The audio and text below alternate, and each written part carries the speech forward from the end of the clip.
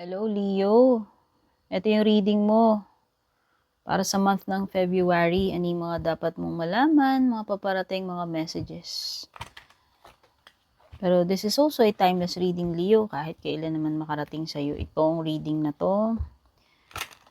Maraming salamat po sa lahat ng nag-subscribe, like, follow, mga laging nag-share ng mga readings natin. Malaking tulong po yan. Pati na rin yung mga nag-a-avail na membership, subscription, mga nagsisend ng super thanks and stars. Pati na rin po yung nag-a-avail ng mga private readings natin. Regarding private readings, tignan nyo na lang yung mga nakasulat sa description or yung sa pinakadulo. Nandiyan po lahat ng information and link na kailangan ninyo. So, Sun, Moon, Rising, Venus, Signs, Cross Watchers, Leo. Ito yung mga mensahe para sa iyo. Tignan muna natin ano yung possible na magiging blockage. Okay, at paano mo tatanggalin yung blockage na yan. So, meron ka ditong surrender worry. Iba sa inyo may mga ipinag-aalala kayo. Ito yung dapat ninyong tanggalin or ma-solve. No? Make a commitment not to lead an anxiety-driven life. When worries arise, breathe them out of your body. Focus on the power of your heart and have faith that Spirit is guiding you always. So, isurrender mo daw yung sobrang pag-iisip, Leo. Hindi makakatulong sa'yo yan, di ba? Oo. Pag nagwo-worry ba tayo, nasusolve ba yung problems natin? Hindi. Okay? O yung iba, nagkakaroon pa kayo lalo ng health issues kasi pag sobrang pag-iisip. Di ba? So yan yung dapat mong tanggalin. Yung sobrang pag-iisip. Hindi naman sinabi na huwag ka nang mag-isip. Ang sinabi dito is, yung anxiety, iba yun. Too much worrying kasi yun. Okay? So, kung nag-aalangan ka, ipaubaya mo kay God, ipagdasal mo. Do your part, pero alam mo yon yung mga ibang bagay na hindi na natin saklaw, yun yung mga ipapaubaya natin sa langit, sa itaas, sa divine. Okay?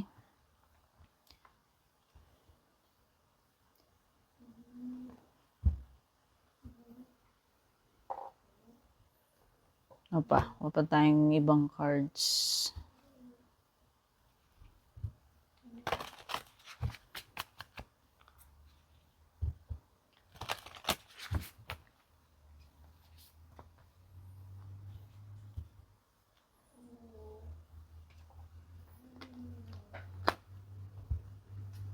Ayusin ko yung cards ko. Gulo-gulo.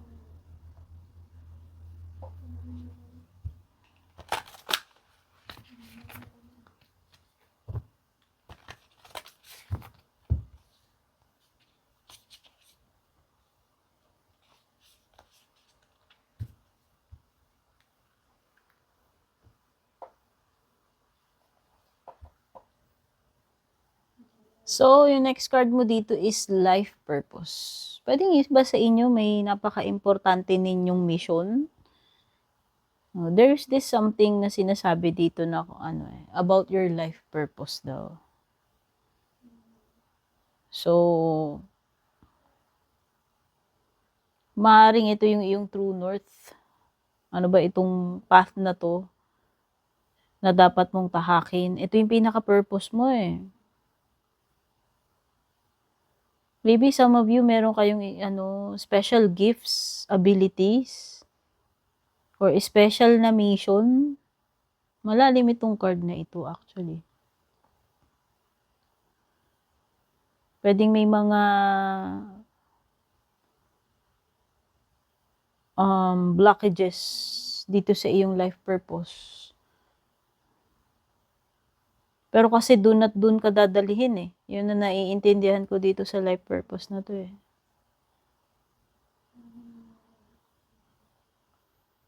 Okay, so ang nafe-feel ko dito yung kung hindi man ito about your true north or life purpose mo, pero pero yun nga yung tinutukoy dito eh, ano ba itong special na mission mo.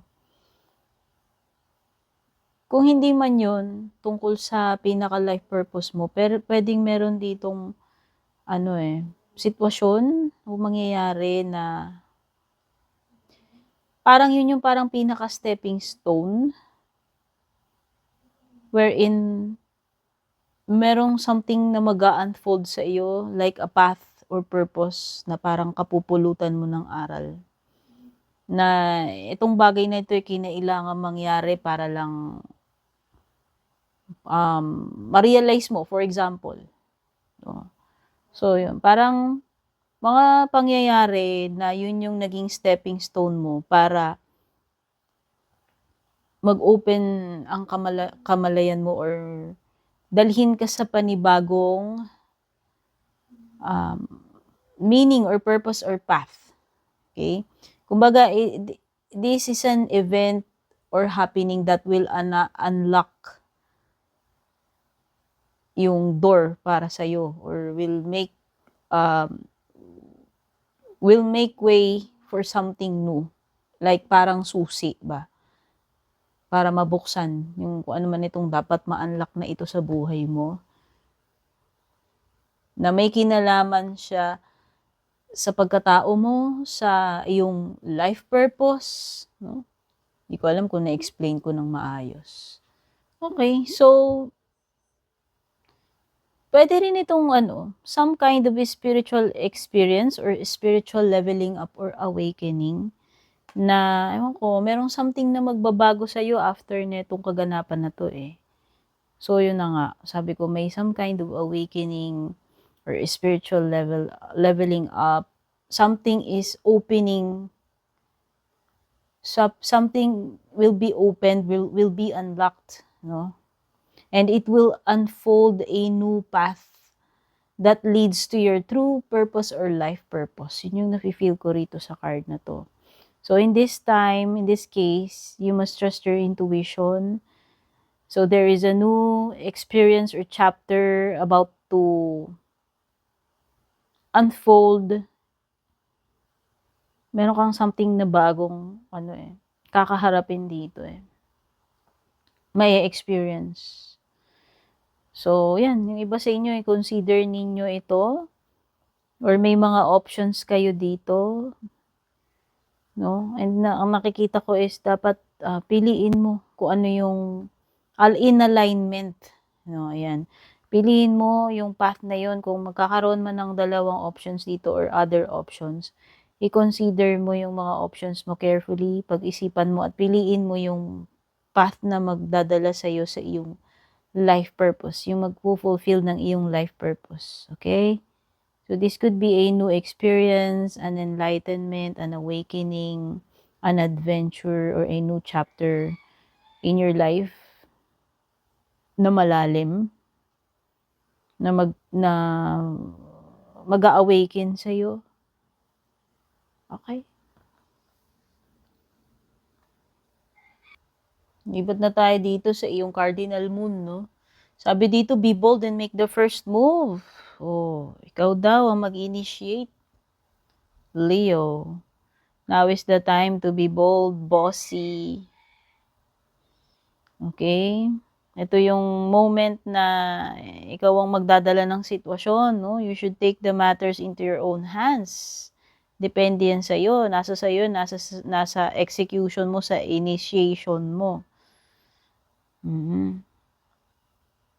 Okay, so ito ay dapat pagiging malakas ang loob, buo yung loob mo, at alam mo kung kailan ka dapat mag-take action. Alam mo kung kailan yung ikaw yung magsisimula, mag-i-initiate. Kailangan mo tong mga na to, attitudes na to, like pagiging bold, pagiging assertive, no? Yun yung kailangan mo ngayon dito sa sitwasyon mo, dito sa month na to. Kasi depende kung gaano mo kagusto itong bagay na to, no? If you really want something, you must do something, you must learn when to initiate. Okay? So, ito yung timing, itong month na ito, yung pagiging active instead of pagiging passive, no? So it talks about action, no? Yun. Follow your heart, be bold, no? Yun yung gawin mo. Pero avoid yung pagiging reckless or masyadong sobrang mabilis or impulsive. So you should harness kung ano mang power that you have and take time at take this time or opportunity na gumawa ka ng aksyon. Okay? Yun yung mga importanteng keywords dito. So yan, ito lang yung na kumbaga wala kang wag mo nang hintayin, ikaw na yung gumawa. Okay? Gawin mo na, mag-take action ka. Lakasan mo na yung loob mo or kapalan mo na yung mukha mo, parang ganun. Okay? Kumbaga kasi pagka pag naghihintay ka, baka walang mangyari. Siguro kaya yan yung sinasabi ng card mo. No? Kung talagang gusto mo naman yan kung talagang alam mo yung gusto mo, why not initiate? Why not take action? Yun yung sinasabi. Kung talagang gusto mong kung talagang gusto mong may mangyari, di ba? Action talaga yan. Card ng action yan.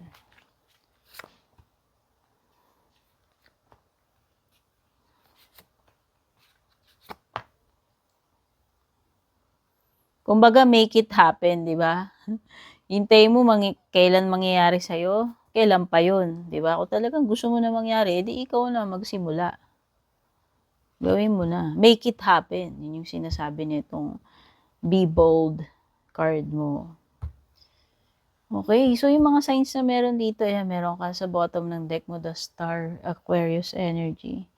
Pwede rin naman may water signs dito since may Knight of Cups, may Six of Cups, no? So, pwedeng may Cancer, Scorpio, Pisces. Pwede rin may Capricorn. Don't make excuses. Yun yung sinasabi dito sa iyong to.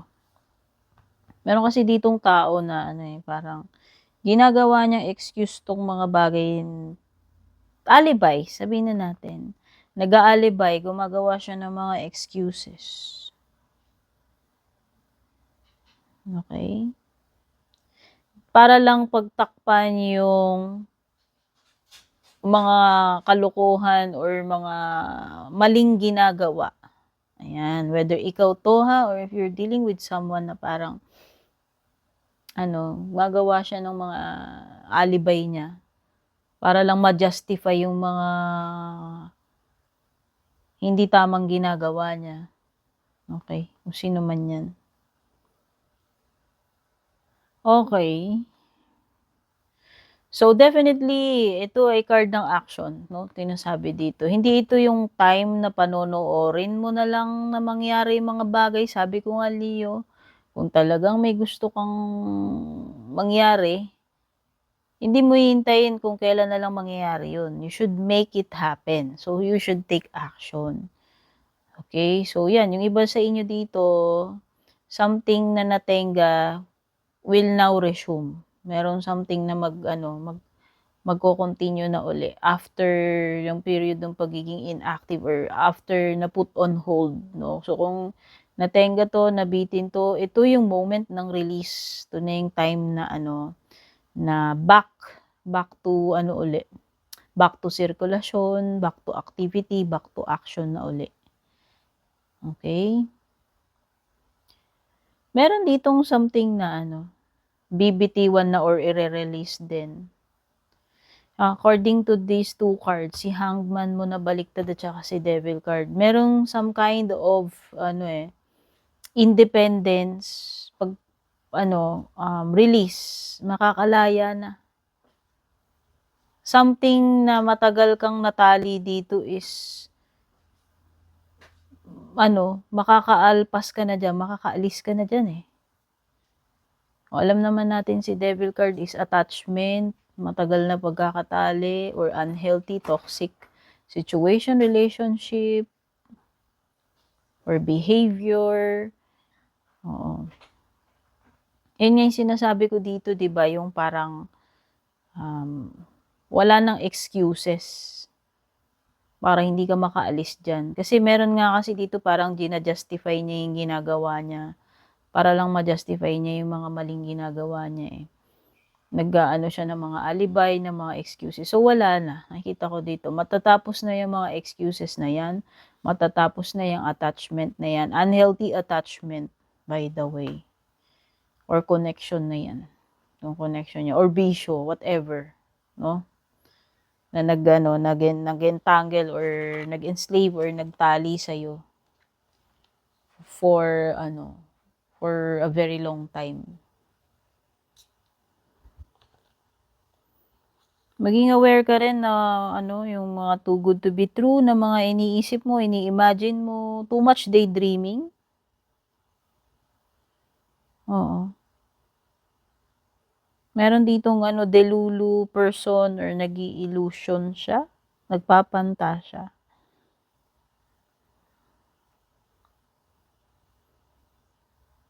Or someone who is parang naghahanap siya ng escape or distractions para lang ma-divert niya yung isip niya, attention niya. Mm.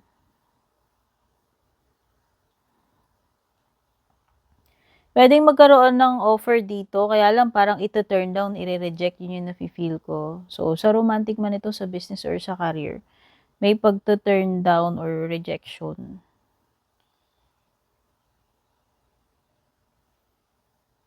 Oo, nakikita ko dito yung excuses na hindi natatanggapin, eh. Isa pa yun. So, idagdag natin yun. Okay. So, it's a past connection, past person. So, ayan. Nakikita ko kasi dito may rejection. Merong gustong bumalik na past person, past connection. Kaya lang, nakikita ko, ito-turn down, ire-reject. Yan, yun nafi-feel ko. O baka merong kang gustong balikan, no? Ikaw man yang gustong bumalik o yung person ang gustong bumalik sa'yo. Nakikita ko dito na parang ire-reject, ito-turn down.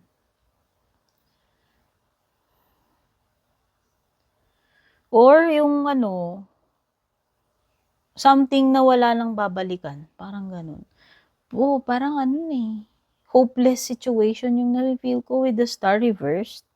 Kaya kung sino man 'to na parang iniisip niya na meron pa siyang babalikan or puwede pa silang magkabalikan, kung sino man 'yan sa inyo, wala na, yung nakikita ko.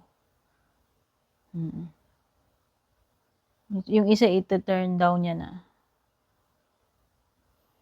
Okey, yun yung nafi-feel ko, rejection or turning down an offer, a proposal. Hmm.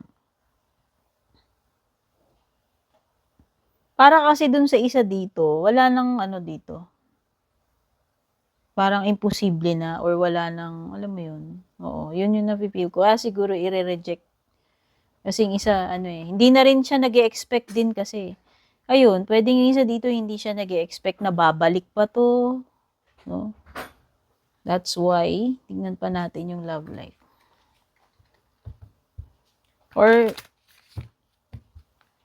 Or hindi niya ine-expect na mare-reject siya, yan.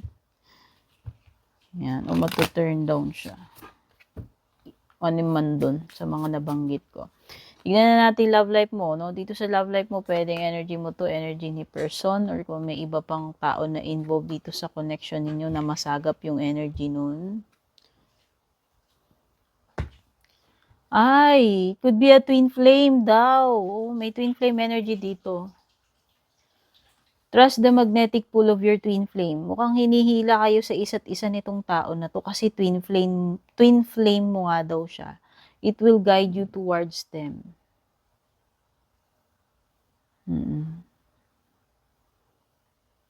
Oo, yun nga lang, ang toxic. Siya siguro yun, devil card. Na nakalaya ka na before, pero parang babalik uli. Oo. Past person, pwedeng twin flame mo daw siya. Andun yung matinding magnetic pull, andun yung passion sa inyo, siguro hindi namatay. So, whether past person mo to or bago lang, para sa iba ha, baka bago pa lang to, baka mamimit nyo pa lang. Pero nandun yung gravity, yung malakas na gravity, nahihila sa inyong dalawa na mag-ano uli kayo mag-reunite or magtagpo. Oo. Pwedeng nakaranas na kayo ng heartbreak pareho nitong tao na to, or dati na kayong nagkahiwalay, dati na kayong nag-break. O yung iba baka heartbreak ang pagdadaanan ninyo. So again, iba-iba yung mga energies dito. General reading to. So for sure, hindi lahat tutugma sa inyo.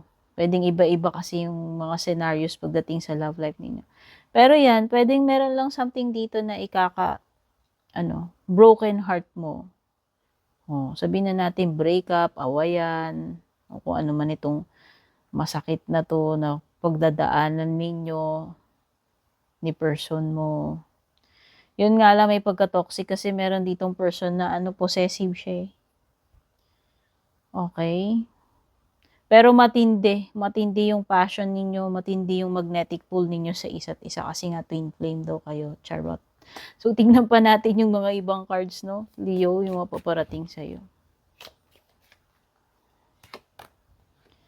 Cup, you should accept valid criticism.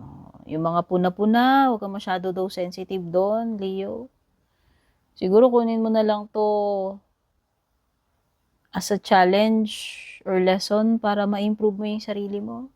Valid criticism naman daw yan. So, baka meron lang mga taong napapansin ka, pupunahin ka, constructive na pamumuno naman yan or hindi.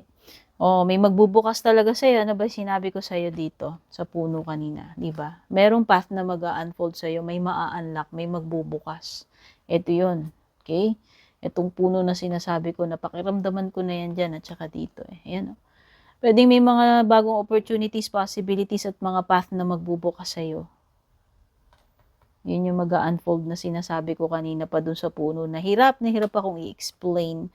At merong energy dito ng babae dealing sa relationship with a woman with dark complexion or hair. No? Anumang connection daw to, romantic man ito or not.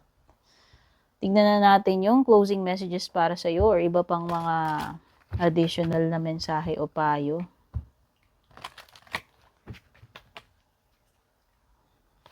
Tayong tatlo, forgiveness, may pagkakapatawaran, it's up to you.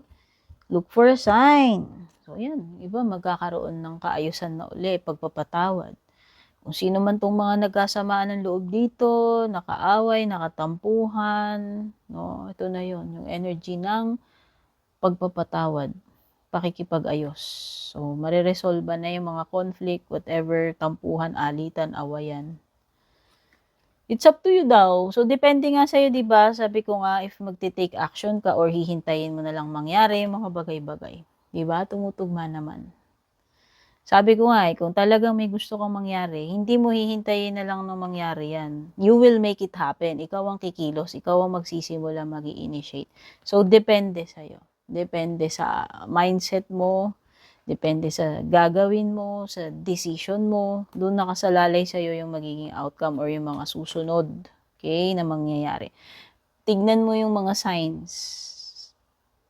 Ipapadala sa'yo yung mga palatandaan. Kaya maging aware ka sa mga senyales sa paligid mo. Okay? Leo, sana makatulong sa itong reading. Take care. God bless and babush. And kung balak nyo pong mag-book or mag-inquire ng personal readings ko, basahin nyo lamang po itong nakasulat sa screen or yung nakalagay sa description.